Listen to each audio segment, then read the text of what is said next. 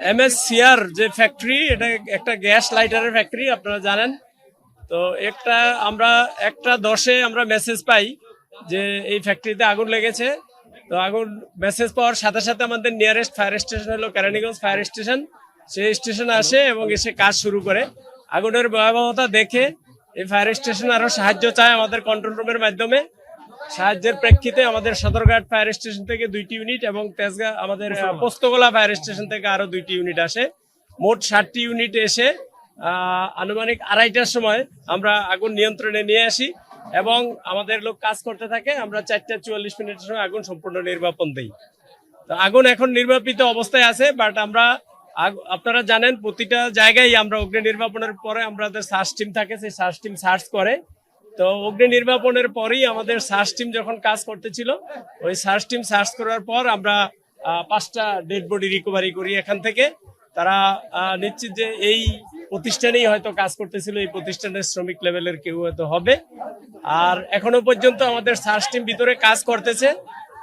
আরো কোনো ডেড বডির সন্ধান পাওয়া এখনো যায় নাই। যদি পাওয়া যায়, আমাদের সার্চ টিম কাজ করতেছে। কাজ করলে তারপরে আমরা বুঝে যাবে যে আসলে আসলে কোনো ডেড বডি আছে কি। অগ্নিকাণ্ডের কারণ যেহেতু এখানে গ্যাস লাইটার, আপনারা জানেন গ্যাসের বিষয়টা, তো আমরা এখনো অগ্নিকাণ্ডের কারণ নিশ্চিত বলতে পারবো না, কারণ এই ফ্যাক্টরি বা এই প্রতিষ্ঠানের কোনো প্রতিনিধি বা কোনো লোককে আমরা এখনো পর্যন্ত পাইনি।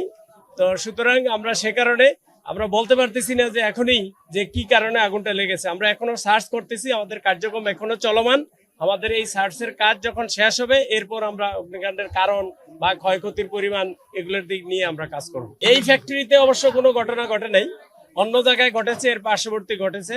তো আমরা যতটুকু জেনেছি, এখানে অগ্নি নির্বাপনের কিছু ব্যবস্থা, সামান্য কিছু ব্যবস্থা ছিল, হয়তো ফায়ার এক্সটিংগুইশার, ফায়ার বল এই জাতীয় কিছু, কিন্তু এটার ঝুঁকি অনুযায়ী যেরকম ব্যবস্থা থাকার কথা এরকম অগ্নি নির্বাপন ব্যবস্থা এখানে ছিল না।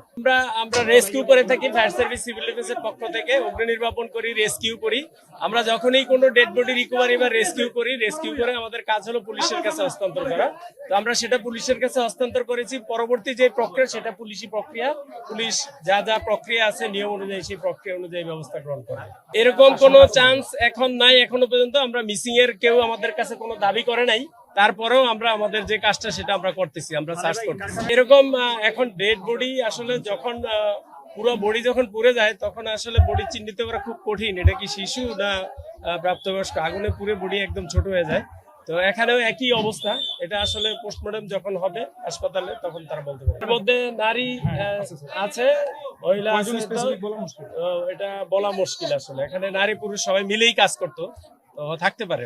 কারখানা কর্তৃপক্ষের কাউকে এখনো পর্যন্ত পাওয়া যায় না, কোনো মালিক বা তার কোনো প্রতিনিধি, ম্যানেজার কাউকে আমরা এখনো পর্যন্ত পাইনি।